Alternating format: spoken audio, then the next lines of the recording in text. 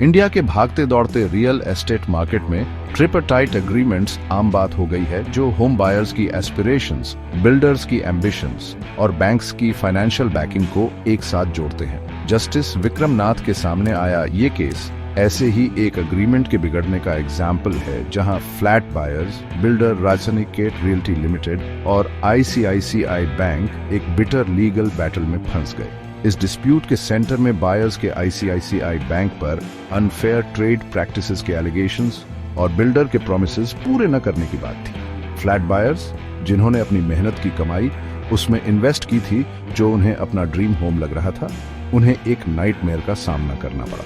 ICICI bank के loan recall notices ने agreement की फ्रेजिलिटी की याद दिला दी। बायर्स का कहना था कि ये नोटिसेस न सिर्फ अनवारंटेड थे, बल्कि रिजर्व बैंक ऑफ इंडिया के गाइडलाइंस का भी वायोलेशन थे, जिससे बैंक के कंडक्ट पर डाउट पैदा हुआ। डिस्प्यूट का मेन मुद्दा आउटस्टैंडिंग पेमेंट्स का था।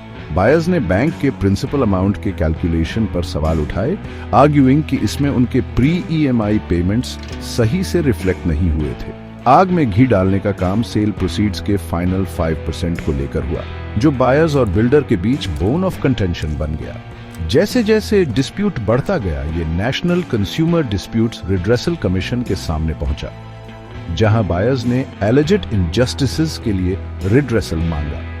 हालांकि द 2 जनवरी 2023 को कमीशन के कंप्लेंट्स डिसमिस करने के डिसीजन ने उनकी डिस्पेयर को और गहरा कर दिया। Undeterred flat buyers consumer protection act 1986 के प्रोविजन से लैस होकर सेक्शन 23 के तहत अपील्स फाइल की। उनकी होप हायर जुडिशरी की केस की कॉम्प्लेक्सिटीज को सुलझाने और जस्ट वर्डिक्ट देने की एबिलिटी पर टिकी थी। Consumer protection act 1986 unfair trade practices के खिलाफ एक ढाल की तरह काम करता है, कंज्यूमर्स के इंटरेस्ट्स को एक्सप्लॉयटेशन से बचाता है। फ्लैट बायर्स ने अपनी अपील्स में एक्ट के प्रोटेक्टिव शील्ड का सहारा लिया, एलिगिंग कि आईसीआईसीआई बैंक ने ऐसे प्रैक्टिसेस में एंगेज किया था जो न सिर्फ अनफेयर थे, बल्कि उनकी फाइनेंशियल वेलबीइंग के लिए भी डेट्रीमेंटल थे। उनकी ग्रीवेंसेस बैंक द्वारा लोन रिकॉल नोटिसेस इशू करने से उपजी, जिनके बारे में उनका तर्क था कि वे अनजस्टिफाइड थे और आरबीआई के गाइडलाइंस का वायोलेशन करते थे। बायर्स ने कंटेंट किया कि आईसीआईसीआई बैंक उनके साथ डीलिंग्स में ट्रांसपेरेंसी और फेयरनेस के प्रिंसिपल्स का पालन करने में विफल रहा। उनका आरोप था कि बैंक के आउटस्टैंडिंग प्रिंसिपल अमाउंट के कैलकुलेशन में ट्रांसपेरेंसी की कमी थी, उनके पेमेंट हिस्ट्री का क्लियर और एक्यूरेट अकाउंट प्रोवाइड करने में विफलता थी। उनका तर्क था कि क्लैरिटी की इस कमी ने कंफ्यूजन और डिस्ट्रेस पैदा की, जिससे उन्हें मिसलेड और एक्सप्लॉइटेड फील हुआ। इसके अलावा बायर्स ने बैंक पर लोन रिकॉल नोटिसेस इश्यू करने में यूनिलैटरली एक्ट करने का आरोप लगाया, एलिजिंग कि बैंक ने ऐसे ड्रास्टिक मेजर का सहारा लेने से पहले मीनिंगफुल डायलॉग में इंगेज नहीं किया था या अल्टरनेटिव सॉल्यूशंस एक्सप्लोर नहीं किए थे। उनका तर्क था कि कम्युनिकेशन और कंसल्टेशन की इस कमी ने बोरोवर्स के रूप में उनके राइट्स के प्रति डिसरिगार्ड प्रदर्शित किया और उनकी ग्रीवेंस की भावना को बढ़ा दिया।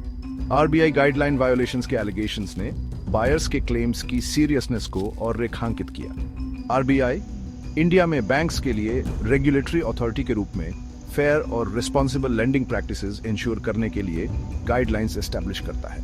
यह एलिजिंग करके कि आईसीआईसीआई बैंक ने इन गाइडलाइंस का वायोलेशन किया है, बायर्स एसेंशियली बैंक पर फेयर बैंकिंग के प्रिंसिपल्स को अंडरमाइन करने वाले मैनर में एक्ट करने का आरोप लगा रहे थे। ये एलिगेशंस अगर साबित हो जाते हैं तो बैंक के लिए फार रीचिंग कॉन्सिक्वेंसेस हो सकते हैं, इसकी रेप्यूटेशन धूमिल हो सकती है और इसे रेगुलेटरी स्क्रूटिनी के लिए एक्सपोज किया जा सकता है।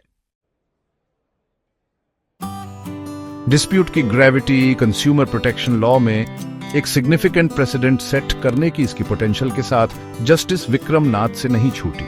केस की कॉम्प्लेक्सिटीज और इन्वॉल्व्ड हाई स्टेक्स को पहचानते हुए उन्होंने पार्टीज को एक एमिकेबल रेजोल्यूशन की ओर गाइड करने के मिशन पर एम्बार्क किया।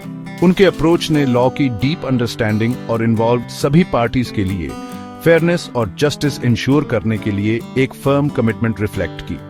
जस्टिस नाथ का कोर्टरूम डायलॉग और नेगोशिएशन का फोरम बन गया, जहां फ्लैट बायर्स, आईसीआईसीआई बैंक और राजसनिकेट रियल्टी लिमिटेड के एडवर्सेरियल पोजीशंस पर केयरफुली कंसिडर किया गया।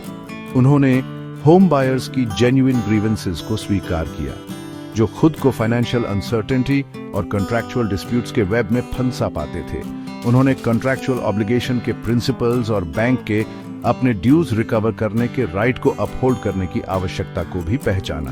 उनके इंटरवेंशंस एक बैलेंस्ड अप्रोच द्वारा मार्क्ड किए गए थे, लॉ के प्रिंसिपल्स को अपहोल्ड करते हुए सभी पार्टीज के इंटरेस्ट्स को प्रोटेक्ट करने की मांग की गई थी। उन्होंने ओपन कम्युनिकेशन और ट्रांसपेरेंसी को प्रोत्साहित किया, पार्टीज से म्यूचुअली एक्सेप्टेबल सॉल्यूशन खोजने के लिए गुड फेथ निगोशिएशंस में एंगेज करने का आग्रह किया। उनके एफर्ट्स केवल लॉ को इंटरप्रेट और अप्लाई करने तक ही सीमित नहीं थे, वे डिस्प्यूट के रूट कॉजेस को एड्रेस करने और फ्यूचर ऑकरेंसेस को रोकने वाले रेजोल्यूशन को फैसिलिटेट करने के लिए एक्सटेंड किए गए। जस्टिस नाथ का रोल केवल एक एजुडिकेटर से आगे बढ़ गया। वे जस्टिस की परस्यूट में एक मीडिएटर, एक फैसिलिटेटर और एक गाइडिंग फोर्स बन गए। फेयर और इक्विटेबल सॉल्यूशन खोजने के लिए उनकी कमिटमेंट सभी पक्षों की उनकी पेशेंट हियरिंग, उनकी इंसाइटफुल क्वेश्चनिंग और पार्टीज के बीच डिवाइड को ब्रिज करने के उनके परसिस्टेंट एफर्ट्स में एविडेंट थी। उनके अप्रोच ने जुडिशरी की ट्रू स्पिरिट को एग्जेम्पलीफाई किया, जहां जस्टिस की परस्यूट बेंच से प्रोनाउंसमेंट्स तक सीमित नहीं है, बल्कि डायलॉग, अंडरस्टैंडिंग और रेजोल्यूशन के एनवायरनमेंट को बढ़ावा देती है। सेक्शन 4, रेजोल्यूशन का रास्ता। 23 अक्टूबर और 6 नवंबर के आदेश जैसे जैसे लीगल बैटल आगे बढ़ी, जस्टिस विक्रम नाथ ने पार्टीज को निगोशिएटिंग टेबल पर लाने के लिए क्रूशल ऑर्डर्स की एक सीरीज इश्यू की। द 23rd of October 2024 को कोर्टरूम में होप की एक ग्लिमर दिखाई दी, क्योंकि पोटेंशियल सेटलमेंट के पहले साइन सामने आए। टर्म्स, मेटिकुलस डिस्कशंस और कॉम्प्रोमाइजेस के माध्यम से तय किए गए। बिलीगर्ड फ्लैट बायर्स के लिए लाइट की एक रे ऑफर की। आईसीआईसीआई बैंक ने गुडविल के जेस्चर में उन कंटेंशियस चार्जेस को वेव ऑफ करने के लिए अग्री किया, जो कंटेंशन का एक मेजर सोर्स थे। इसके अलावा बैंक ने बायर्स पर फाइनेंशियल बर्डन को कम करने के लिए प्रिंसिपल अमाउंट के फुल पेमेंट पर कंटिंजेंट प्री ईएमआई पेमेंट्स पर सब्सटेंशियल 30% डिस्काउंट ऑफर किया। राजसानिकेट रियल्टी लिमिटेड ने इम्ब्रोलियो में रिस्पॉन्सिबिलिटी के अपने हिस्से को स्वीकार करते हुए प्री ईएमआई पेमेंट्स का 50% शोल्डर करने के ऑफर के साथ आगे कदम बढ़ाया। रेजोल्यूशन का बर्डन शेयर करने की विलिंगनेस प्रदर्शित की। ट्रांसपेरेंसी इंश्योर करने और प्रपोज्ड सेटलमेंट के स्मूथ एग्जीक्यूशन को फैसिलिटेट करने के लिए जस्टिस नाथ ने फ्लैट बायर्स को राजसानिकेट रियल्टी लिमिटेड को डिटेल पेमेंट पर्टिकुलर्स फर्निश करने का निर्देश दिया। यह क्रूशल स्टेप प्रत्येक पार्टी के फाइनेंशियल ऑब्लिगेशंस पर क्लैरिटी प्रदान करने के लिए इंटेंडेड था, जो एक डेफिनेटिव रेजोल्यूशन का मार्ग प्रशस्त करता है। द 6th of November 2024 को कोर्ट फिर से कन्वीन हुआ, इस बार अग्रीड अपॉन सेटलमेंट टर्म्स के इम्प्लीमेंटेशन की ओर हुई प्रोग्रेस की जांच करने के लिए। प्रोसीडिंग्स में अपडेटेड पेमेंट चार्ट्स की प्रेजेंटेशन देखी गई, जो फाइनेंशियल ऑब्लिगेशंस की लेटेस्ट स्टेटस को रिफ्लेक्ट करते थे। राजसानिकेट रियल्टी लिमिटेड ने सेटलमेंट के प्रति अपनी कमिटमेंट की पुष्टि करते हुए द 20th of December 2024 तक सभी outstanding pre EMI payments clear करने के अपने ऑब्लिगेशन का सम्मान करने का प्लेज लिया। डिस्प्यूट के टाइमली रेजोल्यूशन को इंश्योर करने के उद्देश्य से एक मूव में जस्टिस नाथ ने प्रिंसिपल अमाउंट के पेमेंट के लिए एक क्लियर टाइमलाइन निर्धारित की।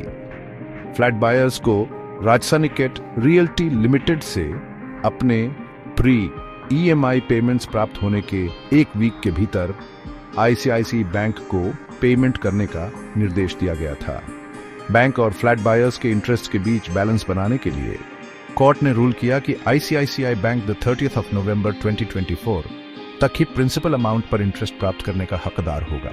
इस डेट के बाद इंटरेस्ट का कोई फर्दर एक्रूअल फ्लैट बायर्स द्वारा पेमेंट ऑब्लिगेशंस के टाइमली फुलफिलमेंट पर कंटिंजेंट था। इसके अलावा पेमेंट प्रोसेस को स्ट्रीमलाइन करने और किसी भी पोटेंशियल एम्बिग्यूटी को एलिमिनेट करने के लिए कोर्ट ने राजसानिकेट रियल्टी लिमिटेड को प्री ईएमआई पेमेंट्स सीधे फ्लैट बायर्स को करने का निर्देश दिया। यह बदले में बायर्स को सेल कंसिडरेशन का फाइनल 5% पेमेंट सीधे बिल्डर को करने में इनेबल करेगा।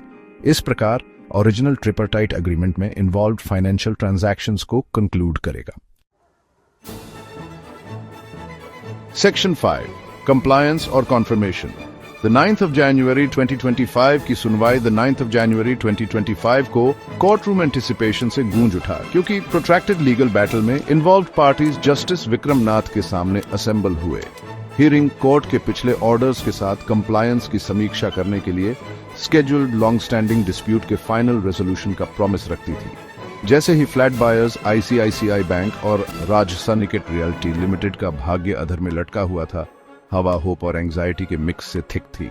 प्रोसीडिंग्स कॉशियस ऑप्टिमिज्म की भावना के साथ शुरू हुई, क्योंकि प्रत्येक पार्टी ने कोर्ट के डायरेक्टिव्स के प्रति अपने एडहिरेंस की पुष्टि करने के लिए आगे कदम बढ़ाया। फ्लैट बायर्स ने मेटिकुलसली प्रिपेयर्ड एफिडेविट्स के साथ अग्रीड अपॉन टर्म्स के अनुसार अपने फाइनेंशियल ऑब्लिगेशंस को पूरा करने के इरिफ्यूटेबल एविडेंस पेश किए। आईसीआईसीआई बैंक ने बायर्स की कंप्लायंस को मिरर करते हुए नो ऑब्जेक्शन सर्टिफिकेट्स एनओसीज पेश किए, जो पेमेंट्स की उनकी एक्सेप्टेंस और बायर्स के लोन ऑब्लिगेशंस के फुलफिलमेंट को दर्शाते हैं। फाइनेंशियल फ्रंट पर कंप्लायंस की पुष्टि के साथ कोर्ट रूम ने अपना फोकस कंटेंशन के रिमेनिंग पॉइंट्स की ओर शिफ्ट कर दिया, मुख्य रूप से लोन अकाउंट्स के टेक्निकल एस्पेक्ट्स, अपार्टमेंट्स के हैंडओवर और पेमेंट एक्नॉलेजमेंट्स के इश्यूएंस से संबंधित। जस्टिस विक्रम नाथ अपने मेटिकुलस अप्रोच और जस्टिस प्रदान करने के लिए अनवेवरिंग कमिटमेंट के लिए जाने जाते हैं। प्रत्येक इश्यू की इंट्रिकेसीज में डेल्व करते हैं, एक कॉम्प्रिहेंसिव और इक्विटेबल रेजोल्यूशन सुनिश्चित करते हैं। लोन अकाउंट रिकॉर्ड्स में बैंक द्वारा सेटलमेंट शब्द का यूज कंटेंशन के पॉइंट के रूप में सामने आया। फ्लैट बायर्स ने टर्म के साथ जुड़े कॉनोटेशंस के प्रति सेंसिटिव, विशेष रूप से एक प्रोट्रैक्टेड लीगल बैटल के कॉन्टेक्स्ट में अपनी डिस्कम्फर्ट व्यक्त की। जस्टिस नाथ ने उनकी कंसर्न्स को स्वीकार करते हुए और लीगल मैटर्स में लैंग्वेज के महत्व को पहचानते हुए आईसीआईसीआई बैंक को सेटलमेंट को रिपेमेंट से रिप्लेस करने का निर्देश दिया, यह सुनिश्चित करते हुए कि लोन रिकॉर्ड्स ट्रांजैक्शंस की नेचर को एक्यूरेटली रिफ्लेक्ट करें। सेक्शन 6 अंतिम फैसला। जस्टिस विक्रम नाथ ने व्यापक समाधान दिया। कोर्ट रूम शांत हो गया, क्योंकि जस्टिस विक्रम नाथ उनकी निगाहें स्थिर और दृढ़ अंतिम फैसला सुनाने के लिए तैयार थे, एक कानूनी गाथा को समाप्त करते हुए जिसने देश का ध्यान आकर्षित किया था। फ्लैट खरीदार आईसीआईसीआई बैंक और राज सनिकेत रियल्टी लिमिटेड उनके चेहरे प्रत्याशा और चिंता के मिश्रण से भरे हुए महीनों की कानूनी बहस और बातचीत की परिणति का इंतजार कर रहे थे। उम्मीद का भार हवा में भारी था, क्योंकि जस्टिस नाथ ने एक अनुभवी न्यायविद के मापा स्वर के साथ अदालत का फैसला सुनाना शुरू किया। शेष विवादों को संबोधित करते हुए जस्टिस नाथ ने अपनी विशिष्ट सावधानीपूर्वक तरीके से विवाद के अंतिम समाधान के लिए एक स्पष्ट रोड मैप तैयार किया। लंबे समय से प्रतीक्षित अपार्टमेंट का हैंडओवर, फ्लैट खरीदारों की आकांक्षाओं का प्रतीक और पूरे कानूनी लड़ाई का क्रूज सर्वोच्च प्राथमिकता दी गई थी। अदालत ने राज सनिकेत रियल्टी लिमिटेड को निर्देश दिया कि वे 31 मार्च 2025 तक बिना किसी और देरी या बहाने के अपार्टमेंट को उनके असली मालिकों को सौंपना सुनिश्चित करें। पारदर्शिता सुनिश्चित करने और फ्लैट खरीदारों को बंद करने की भावना प्रदान करने के लिए जस्टिस नाथ ने राज सनिकेत रियल्टी लिमिटेड को प्राप्त सभी भुगतानों के लिए औपचारिक स्वीकृति जारी करने का आदेश दिया। प्रतीत होता है कि मामूली निर्देश ने बहुत महत्व दिया, खरीदारों के वित्तीय अनुपालन के ठोस प्रमाण के रूप में कार्य किया और उनके सपनों के घरों के लिए उनके लंबे संघर्ष के अंत को चिह्नित किया। विवाद के तहत एक निश्चित रेखा खींचने के उद्देश्य से एक कदम में जस्टिस नाथ ने फ्लैट खरीदारों को रियल एस्टेट विनियमन और विकास अधिनियम 2016 रेरा के तहत शुरू की गई किसी भी लंबित कार्यवाही को वापस लेने का निर्देश दिया। यह निर्देश प्रक्रियात्मक प्रतीत होने पर प्रतीकात्मक भार वहन करता है, जो सभी संबंधित कानूनी उलझनों को एक निश्चित अंत तक लाने के लिए अदालत के इरादे को दर्शाता है। इशारे का आदान प्रदान करते हुए आईसीआईसीआई बैंक को एरंड राशि की वसूली के लिए शुरू की गई सभी कानूनी कार्यवाही वापस लेने का निर्देश दिया गया था। इस पारस्परिक कार्रवाई ने निष्पक्षता के सिद्धांत को रेखांकित किया, जिसने मामले को संभालने वाले जस्टिस नाथ को कम आंका था, यह सुनिश्चित करते हुए कि किसी भी पक्ष को कानूनी प्रक्रिया से गलत तरीके से लक्षित या बोझ नहीं महसूस हुआ। सेक्शन 7 न्याय की विरासत उपभोक्ता अधिकारों के दायरे में निष्पक्षता सुनिश्चित करना। फ्लैट खरीदारों आईसीआईसीआई बैंक और राज सनिकेत रियल्टी लिमिटेड के मामले में जस्टिस विक्रम नाथ द्वारा दिया गया अंतिम फैसला कोर्ट रूम की सीमाओं से बहुत आगे तक गूंजता रहा। इसने एक तेजी से जटिल कानूनी परिदृश्य में निष्पक्षता, पारदर्शिता और उपभोक्ता अधिकारों के सिद्धांतों को बनाए रखने के लिए न्यायपालिका की अटूट प्रतिबद्धता के एक शक्तिशाली अनुस्मारक के रूप में कार्य किया। उनका सावधानीपूर्वक दृष्टिकोण, विस्तार के लिए गहरी नजर और न्याय के प्रति अटूट प्रतिबद्धता की विशेषता उपभोक्ता विवादों के फैसले के लिए एक बेंचमार्क निर्धारित करता है। इस ऐतिहासिक मामले ने त्रिपक्षीय समझौतों में स्पष्ट संचार और पारदर्शिता के महत्व को रेखांकित किया, जिसमें सभी पक्षों के लिए अपने दायित्वों और अधिकारों को पूरी तरह से समझने की आवश्यकता पर प्रकाश डाला गया। यह एक सावधानीपूर्वक कहानी के रूप में कार्य करता है, जो बिल्डर्स, बैंकों और घर खरीदारों को समान रूप से शामिल नियमों और शर्तों की पूरी समझ के बिना ऐसे समझौतों में प्रवेश करने के संभावित नुकसानों की याद दिलाता है। जस्टिस नाथ की विरासत इस एकल मामले से आगे बढ़ती है। निष्पक्षता सुनिश्चित करने और उपभोक्ता अधिकारों की रक्षा के लिए उनकी अटूट प्रतिबद्धता कानूनी पेशेवरों और आम नागरिकों को समान रूप से प्रेरित करती रहेगी। उनका दृष्टिकोण, कानून की गहरी समझ, सभी पक्षों को सुनने की इच्छा और न्यायसंगत समाधान खोजने की प्रतिबद्धता की विशेषता भारतीय न्यायपालिका के लिए एक उच्च बार निर्धारित करता है। मामले ने अनुचित व्यापार प्रथाओं के खिलाफ उपभोक्ताओं के हितों की रक्षा में उपभोक्ता संरक्षण अधिनियम जैसे कानून की महत्वपूर्ण भूमिका पर भी प्रकाश डाला। इसने बाजार में सभी हितधारकों के लिए एक समान खेल मैदान सुनिश्चित करने के लिए मजबूत नियामक ढांचे और प्रभावी प्रवर्तन तंत्र के महत्व पर जोर दिया। जैसे जैसे भारत उपभोक्ता संचालित अर्थव्यवस्था के रूप में विकसित होता जा रहा है, इस तरह के मामले महत्वपूर्ण मिसाल के रूप में काम करेंगे, कानूनी परिदृश्य को आकार देंगे और ये सुनिश्चित करेंगे कि उपभोक्ताओं के अधिकारों की रक्षा की जाए। जस्टिस विक्रम नाथ द्वारा दिया गया फैसला न केवल फ्लैट खरीदारों के लिए एक जीत के रूप में याद किया जाएगा, बल्कि भारत में निष्पक्षता, न्याय और उपभोक्ता अधिकारों के सिद्धांतों के लिए एक जीत के रूप में याद किया जाएगा।